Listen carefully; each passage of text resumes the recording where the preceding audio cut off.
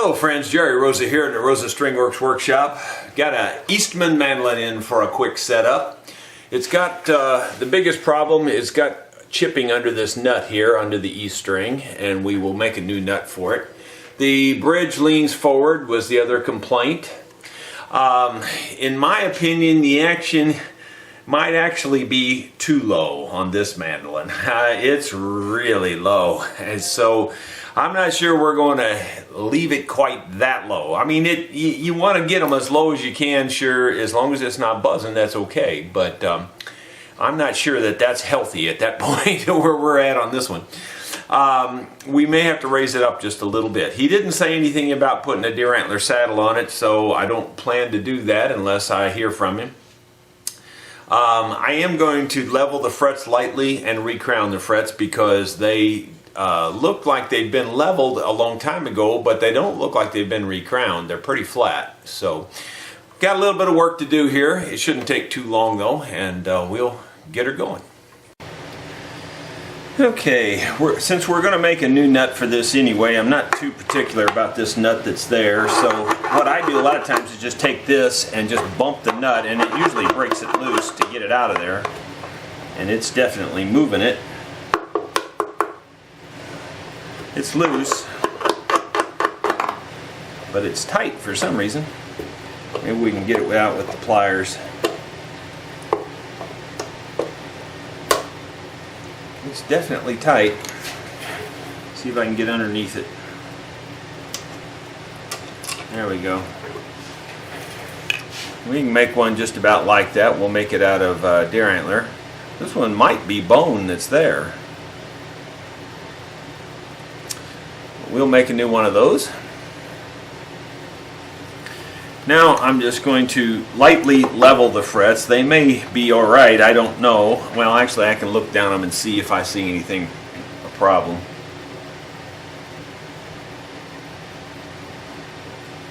Yeah, there's actually a slide under bow, which I'm going to just check because of that. I'm going to check how tight the truss rod is. It may be okay, but there's possibly more underbow there than I like to see. I like to see a mandolin neck almost flat, just a hair of an underbow. Now we'll just find the right nut driver there.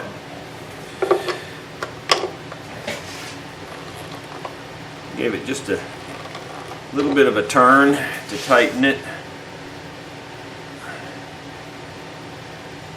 I think that's going to be fine, as long as it's good and snug there.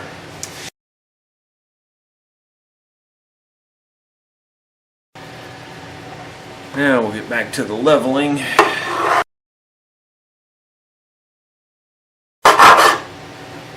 It's cutting more up at this end than anywhere else. It's fairly level except up at the nut end.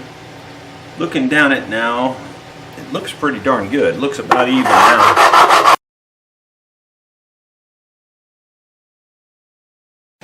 That feels pretty good. It looks pretty good, feels pretty good, so that must be pretty good. Get down to the detail here.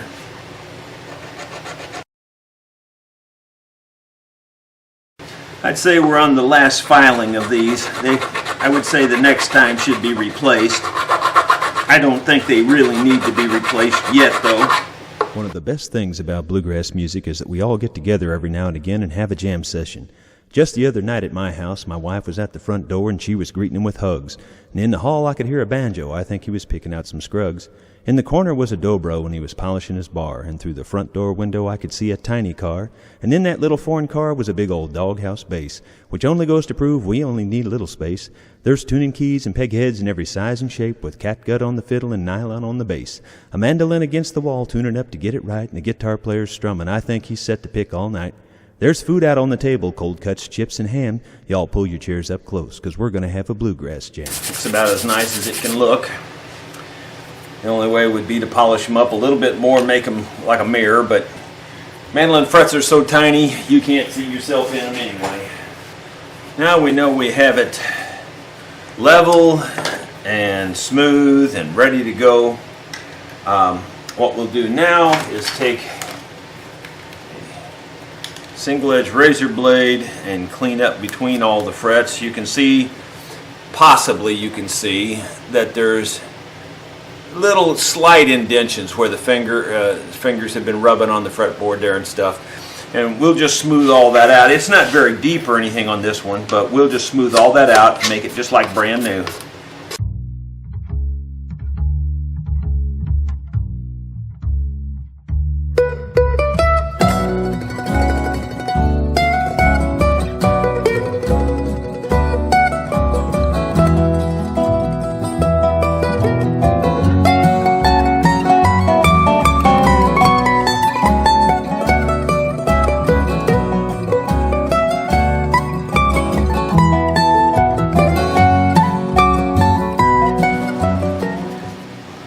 Once again, I like to use linseed oil.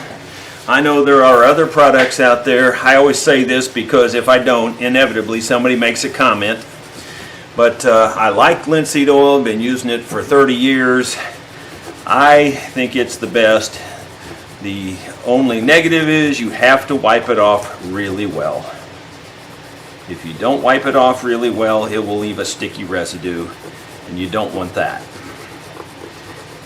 But I think it's as good as it gets when it comes to really treating your wood. I don't think there's anything better out there. Even all the new products, I don't like them as well. What I do is I rub it in real good like this, and then once I'm satisfied I've got it soaked in and coated really good, and it seems like it's soaking in pretty good on this one.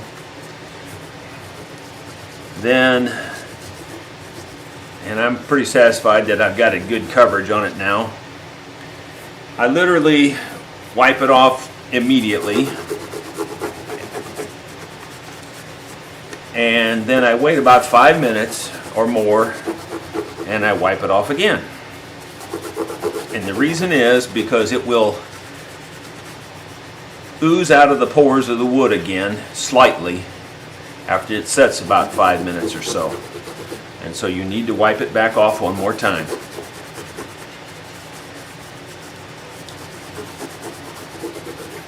That makes it look like brand new fretboard. I will say that any kind of oil is better than no oil. So once in a while you should oil your fretboard. And when I say any kind of oil, you can find it in Martin's literature where they use 3-in-1 oil.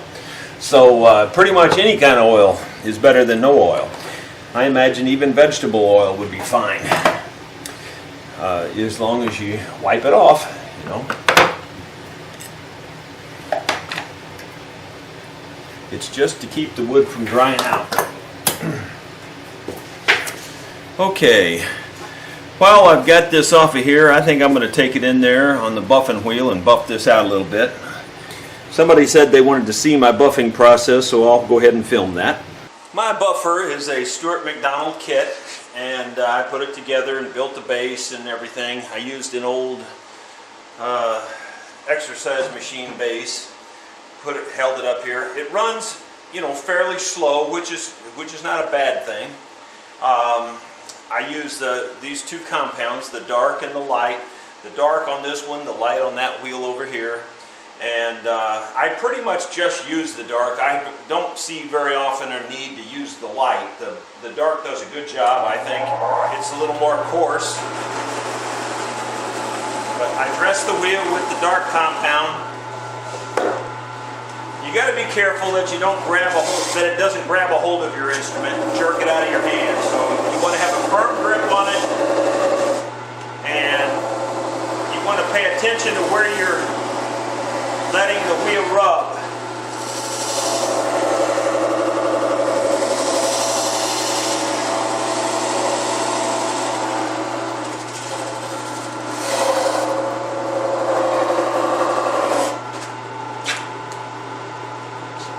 I don't know if that'll show up, but the left side is buffed, the right side is not buffed. You can probably see smudges and things in the left side. I don't know. I can't see the viewfinder very good from my angle here, so. But anyway, it does a nice job.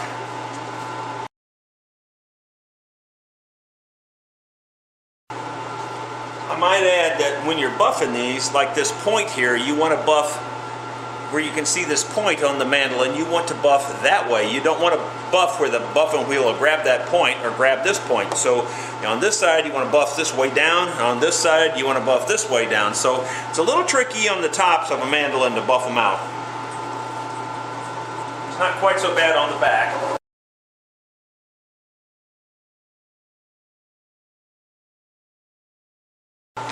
We'll quit while we're ahead. It turned out pretty nice. One of the main reasons I wanted to buff it out is I want to put a little wax on this.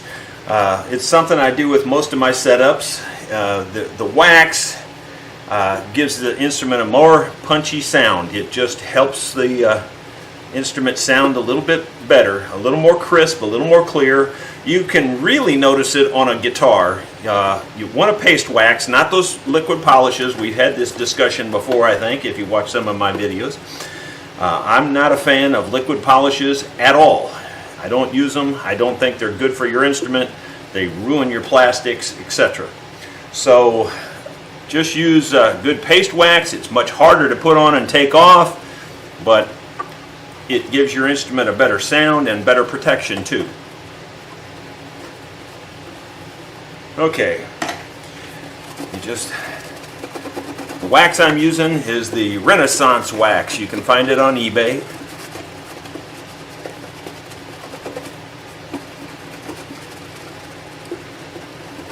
I've just started using this wax, so I can't really say that I like it a lot. I will say it goes on and comes off easy compared to some of the other paste waxes. Though I know the other paste waxes make your instrument sound really good. This particular one, I haven't got a vote on that yet. So this is new and just giving it a try. I don't think it's going to hurt anything because they use it on fine paintings and sculptures and everything. They use this wax on a lot of things, so it's got a good reputation. It's also good to wax your instrument just for a protective coating that sheds the rain real good, sheds your sweat off of it real good, things like that. So it's another reason to wax it. And as far as the sound goes, obviously your biggest bang for your buck is going to be your top and back. Sides not quite so much. But it certainly doesn't hurt to put it on the sides too. You want to be sure to turn your rag over a lot when you're buffing out the paste waxes. Now that looks a lot better. You can see where the arm has come over the mandolin here a lot and has put a kind of a permanent stain on it right in that area there. But it's not too bad. Okay. We'll continue on. We'll go make the nut for this now. Okay, I pretty much make these nuts and things by the measurements, and this is 190 thousandths exactly. So I've written that down as the thickness, the height, and this one here has got quite an angle to it, so I'm going to make a guess on the height a little bit here, but it'll be guessing in favor of we can always take more off, you know.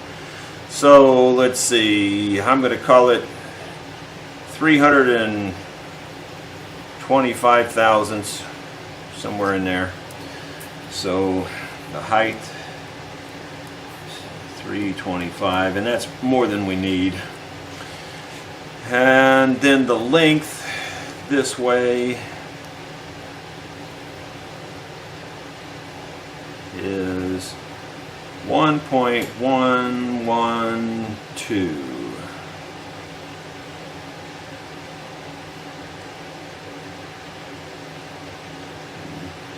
Getting 1.110 now.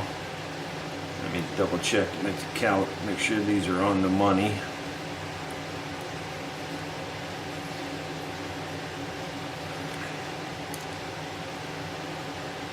Yeah, 112. So 0.112, 112 thousandths. Okay, that's 1.112. So we'll go in there and cut us a piece of antler to match these specs. Well, I screwed up and didn't have the camera on most of that, I guess. But I have filed this down by hand, and I've got the bottom angle that matches the peg head. I have the round over that matches the top, the thickness and the length. So now let's put it in the slot and see what we have.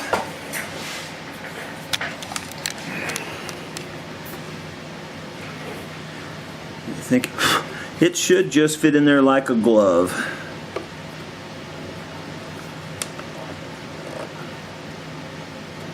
Yeah, matches it perfectly. You can see how tight it fits. And of course it's a little bit high yet up here, but we'll file all that down as we put the strings on it and set the action and everything. Give you an extreme close-up on this one. Cutting the slots for the strings. I've already marked them.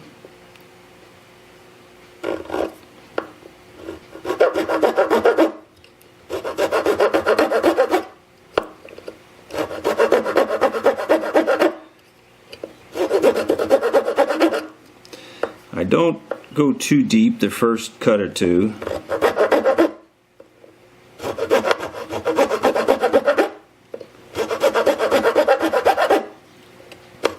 Moving it a little bit closer. Got that one just a hair away, and you can move it with the saw if you're careful.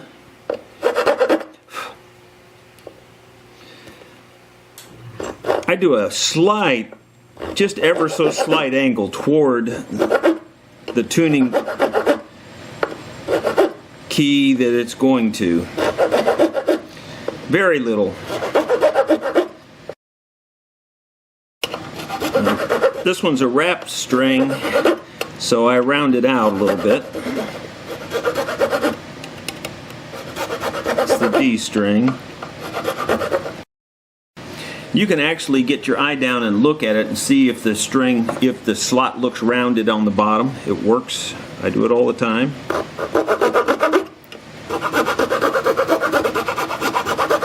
This one takes a lot more rounding because it's a G. Okay, that's enough to hold the strings, and let me start the setup.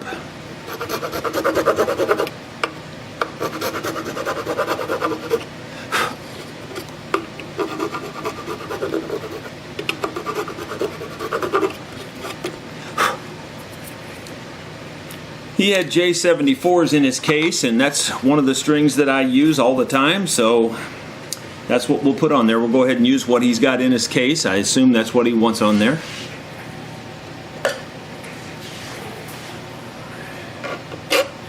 I'm going to round this nut off while I can do it easier without the strings on here.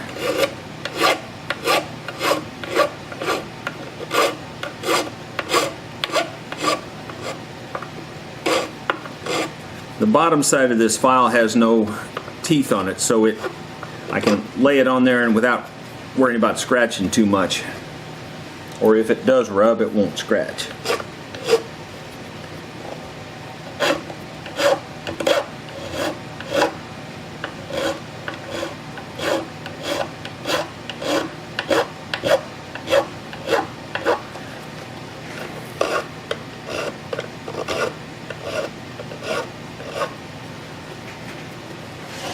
I like to rub my finger back and forth and make sure I don't feel anything sharp. If I do, I cut it off, get rid of it.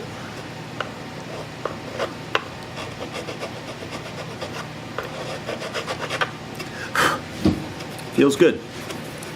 Okay, so let's start stringing her up and see what we get. One of the complaints the customer had is that the bridge leaned forward. And it did, and it still leans really bad. What I'm doing though is I took the saddle off, I turned it around, and I'm going to put the bridge on backwards. The only problem with doing that is that the feet won't match the top when you turn it around. You think they would, but they don't. So I'll have to cut the bottom of the feet to match a little bit better. But that'll leave the saddle leaning back a little bit. The tendency is for these saddles to always pull forward. So when you get one that's leaning back, there's hardly any way to straighten it. The best option is to just turn it around and let the strings naturally pull it forward, and they will over time. So what I'm going to do now, I can look under there and see that the feet don't match the top very well. I'm going to put some sandpaper on there and see if we can straighten that out a little bit. Just try to make sure I'm in approximately the right place.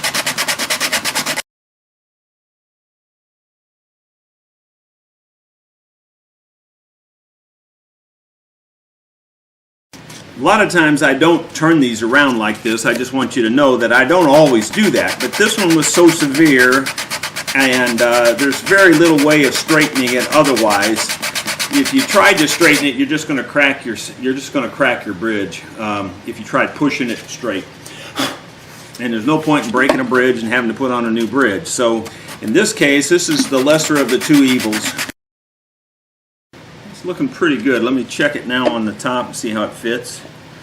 I look at it under there and look at the light, look out the door at the light, and I can see whether it's fitting or not.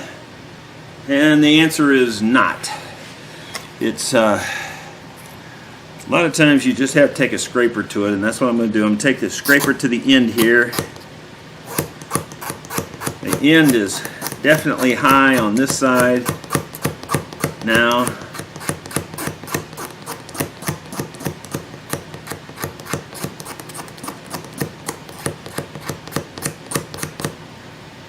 And the middle is high on the other side.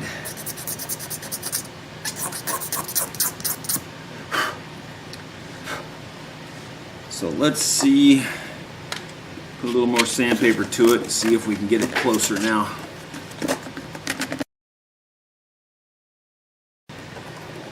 Yeah, that looks a lot better. Matter of fact, that's almost perfect. This side here is still not on the ground yet, on the top, so I'll take a little more off of this heel, this side.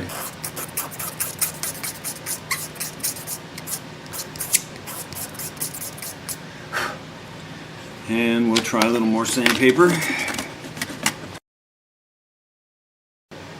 I believe that'll pass. I think that'll pass even on a picky person. No, I'm not a picky person. Okay, that kind of buffed up the top there a little bit, so I'm going to go take it to the buffing wheel one more time real quick and fix that. The only thing I'm going to do now is I'm just going to very lightly just file off the corners on the edges so that they're not so sharp, where they don't bite into the finish.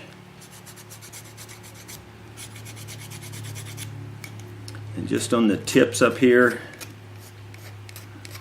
Otherwise they can bite in and make a pretty good indention. This one's already got some pretty good indentions in there.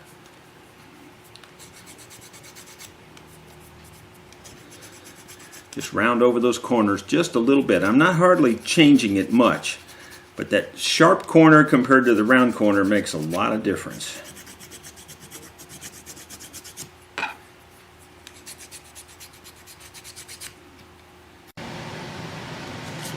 We'll get started this morning by putting new strings on this mandolin and seeing where we're at. These are strings provided by the customer. They're J74s, which is a good string.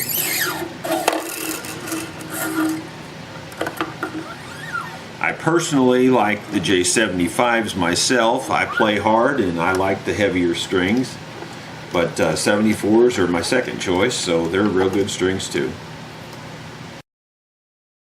These tuning keys turn backwards from the traditional, and that's fairly common on some of the mandolins. I don't like them when they turn backwards, but that's just the way they are, you know, and it's not a horrible thing. It's just getting used to it. It's whatever you're used to.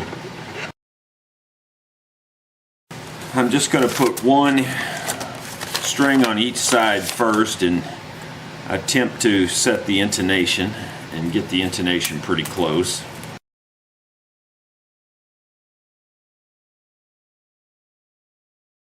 I know I've mentioned it many times, but I want to make sure the strings are winding down the post, not up the post. Very important. And they should always be wound from the inside around, not from the outside.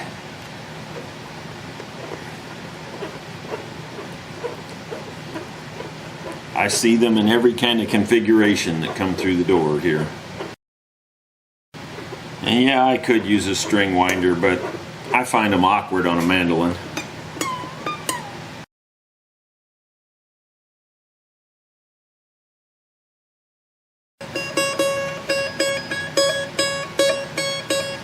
Not too worried about what the note is at the moment. Just checking the intonation to see if I'm even close.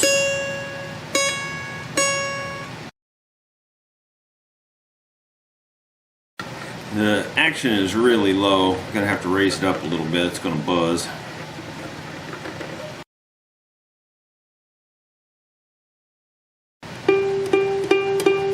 It's fairly close.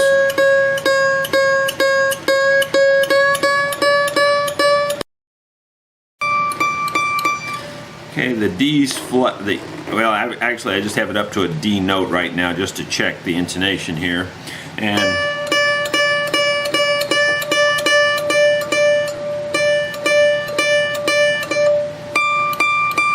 it's fairly close now. The bridge is set at a little bit of an angle like this. I'm exaggerating, and that seems to be fairly close. So we're going to leave it there for the moment. Go ahead and put the rest of the strings on it, and we'll bring you back when we get her strung up. I have you zoomed up here fairly close to the first fret, and you can see my 18 thousandths gauge just flops under there with this new saddle. And you know, I knew it would be high, there's no problem. So what we'll do is we'll cut that down and make sure that it fits really, really well.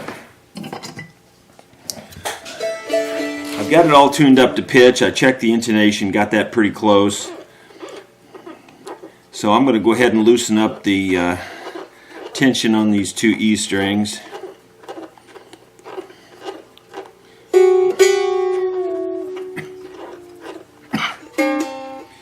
And we'll see if we can pop them out of position there.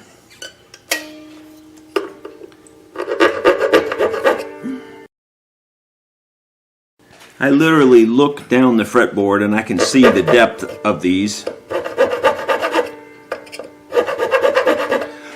So I'm looking down there to get them even, and then I'll check them again.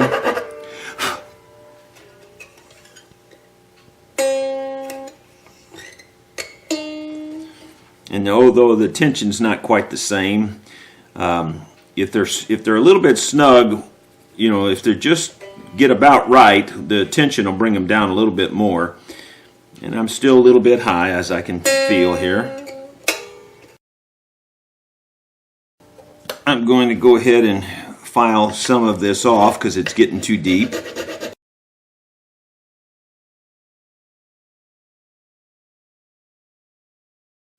Okay, we're still a little bit loose, but not too bad. We're probably just a few thousandths from it now.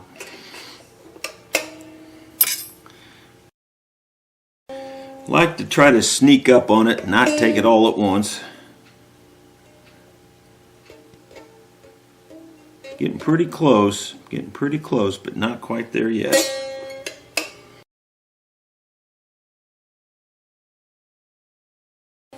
Try one string at a time now that we're getting close. Yeah. Another way you can test it, if you can slide it under there without changing the tone, you still got a little ways to go.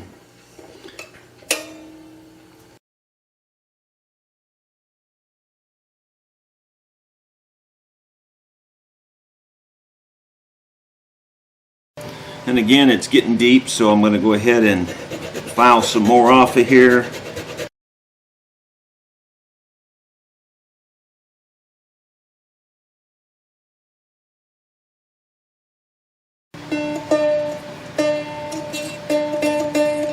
I'm going to call that one good for the moment.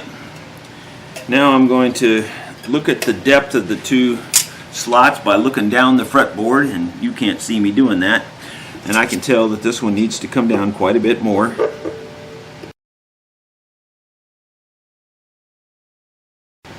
Okay, I'm going to check the depth one more time, and then we'll move on to the next string.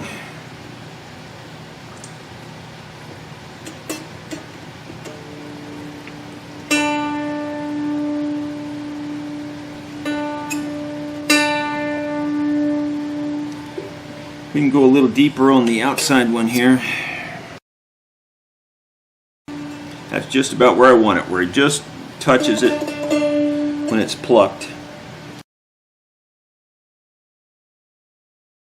The difference on the A's is I widen the slot just a little bit more to accommodate the string.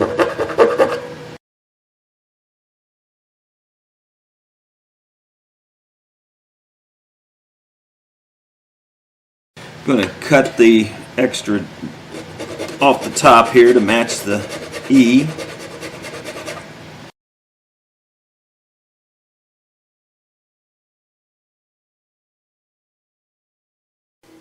Had to take a phone call there, so I cut it a little bit lower, and I think we got it just about where we wanted it. It slides under there without lifting it, but it won't play, so that's just about right.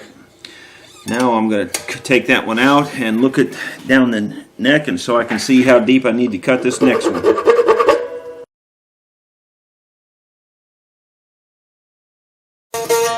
It's just about right, I think, so we're going to go with that.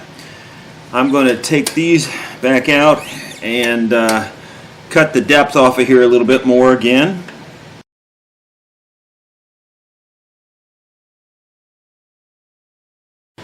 We'll string it back up and put these back up to pitch and see where we're at. I think we're okay.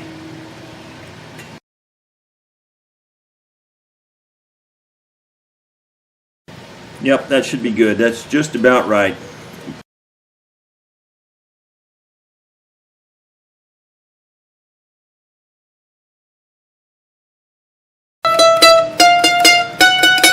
It's really crazy low. It's really way too low, so it's buzzing a little bit on the A string, and so we will have to raise it up. But I mean, even this pick will not slide under there like at the 12th fret, so that's just crazy low. So we will be raising that up a little bit. But before we get to that, we're going to work on this end up here and do the G side now.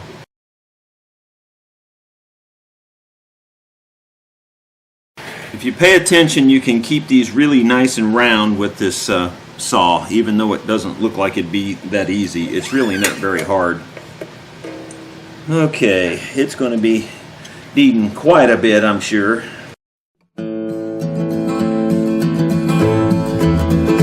Brother John is a poor, hard-working man. His life was hard, but he does the best he can. He prays to God just to thank him for his bread and a roof over his head. Brother John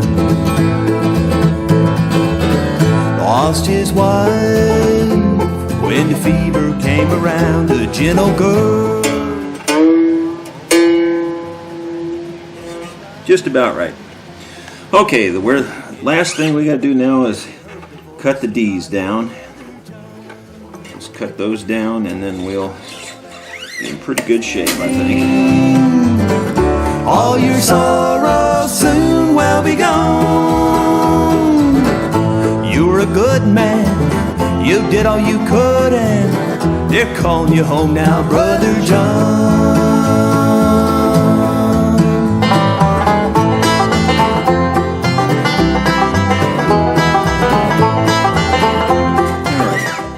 Before we get all the tension on here, I'm going to loosen the tension back on these a little bit too. We're going to have to raise the bridge up some, which I knew we were going to have to do. It's just way too low.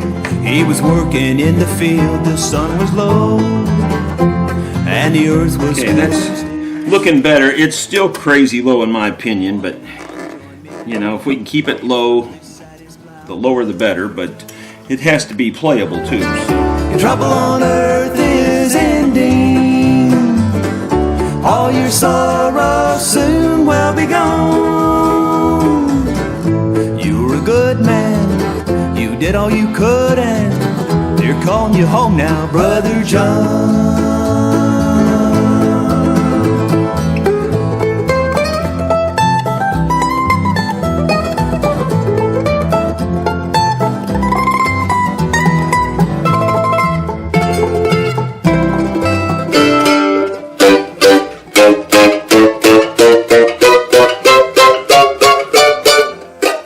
That's pretty good.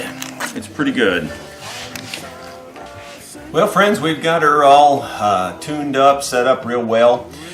There's a couple of things that I'm going to ask the customer before I would ship this back. Number one, I'm going to ask him about the saddle, if he wants to try a deer antler saddle, just in case, because I don't want to, this come from Colorado, and I don't want to ship it all the way back there if he really wanted one. He didn't say it in his note, but oftentimes people, I think they expect that I do that just as a norm, and I don't want I don't want to give out any false impressions here. I don't do anything unless the customer says it's okay to do it. Also, I'm going to ask them about the scalloping here. They've only scalloped the tail of it. I generally scallop it up a little bit further. It gives you a little bit better pick clearance. I'm going to ask him about that too. Now, if he decides he wants the deer antler saddle, I'm not going to charge him to unstring it and string it back up to put the saddle on. I'm only going to charge him for the part, since I should have asked that before I did this.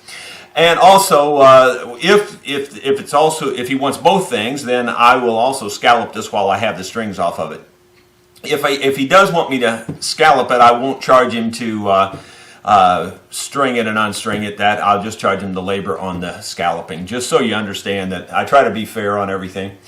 I'm going to play this now with the standard bridge on here, and in case the customer wants the deer antler saddle, then I'll play it again afterwards and let you hear the before and the after. So here's the before.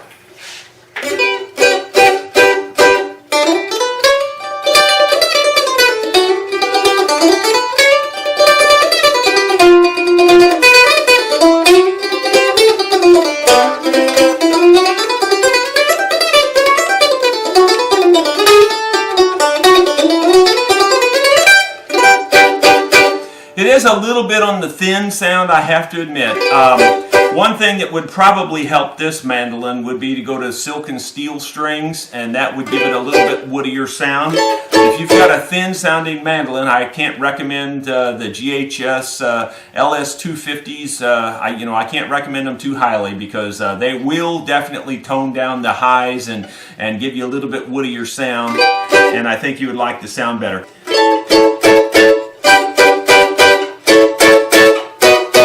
Here's some more before.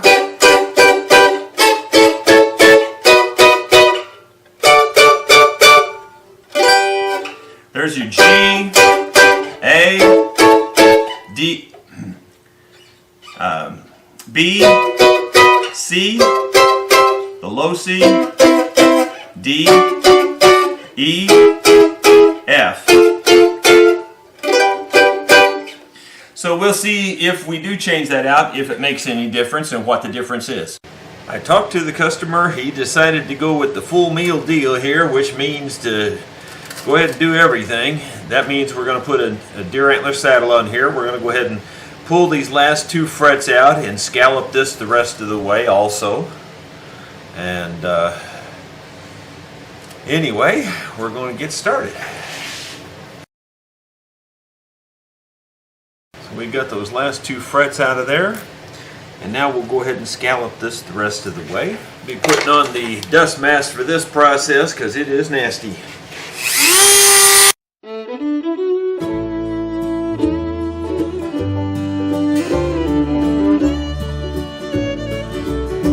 I'm an old dirt farmer. Okay, that got rid of it. And looks pretty good. Now we'll take a single edge razor blade and blend it all back together. Make it look nice and smooth.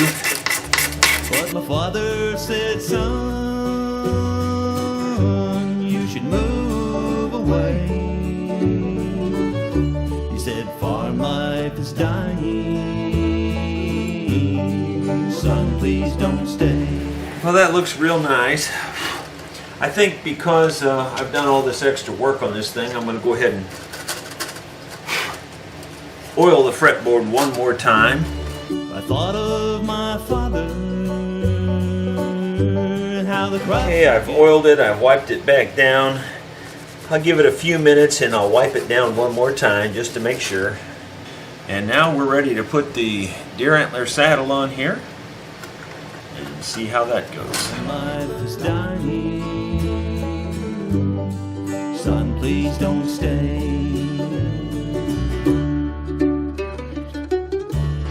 Okay, we'll tune her up and come back to you.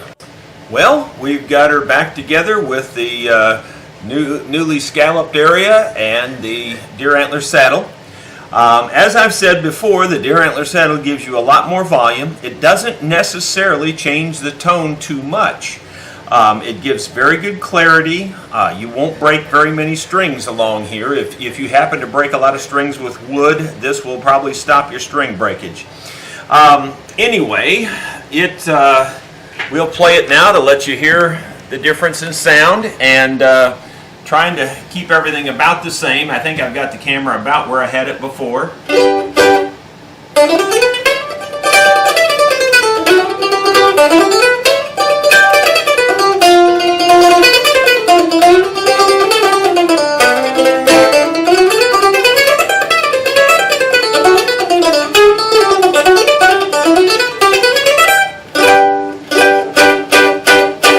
There's your G, A, B, C, C, D, E, F.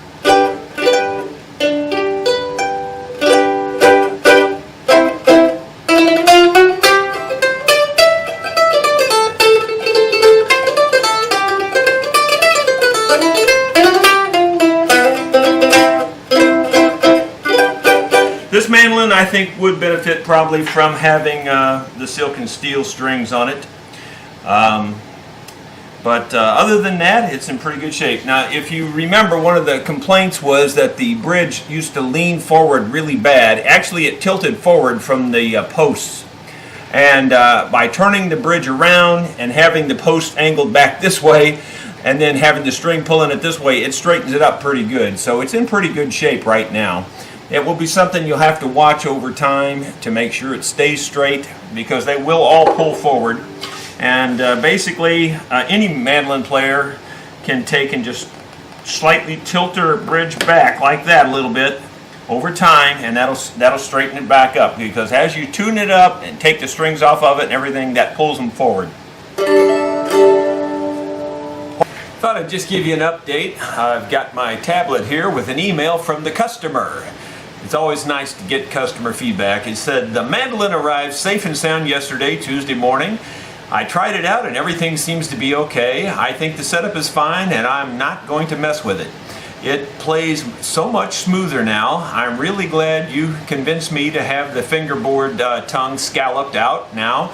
I am able to play further up in the sweet spot of the instrument. Definitely the deer antler changed the sound, but I think it changed it for the better.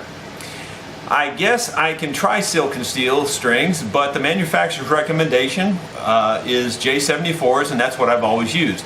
He said I tried Elixir's 8020s and they were okay, but they did sound a little dead compared to the J74s. Well, actually the LS250s will probably sound somewhat dead compared to the J74s, but in my opinion that would be the point. You're trying to tone it down a little bit. It's got plenty of highs. It doesn't need any more highs, that's for sure. Anyway, and then he goes on to say, anyway, I think you did a fine job overall and I'm satisfied with it. You're a real Mando man, and I also think you're a true craftsman. I was nervous in the beginning about sending the instrument across country like that, but now I feel much better knowing that my instrument was in such capable hands, and that I'm sorry, I'm not a very good reader. And that it's back home and not in the FedEx warehouse. I'm not going to take any. I'm not going to take my mandolins to anyone else but you. He mentioned someone else in the area that could do it, but so he asked me if I would be interested in working on his flat iron in the future. And he says, don't worry, it doesn't need as much. So, you know, I'm not mentioning the customer's name because I didn't get permission, but I mentioned this, went to Colorado, and you know, I was really happy to work on it, and I thank you for the business. So, and it's always great to hear that the customer is very satisfied and that willing to give you more business. So that kind of shows that he is satisfied. I hope you all enjoyed the video very much. If you have any questions or comments, please put them in the doobly-doo down there below. Thank you.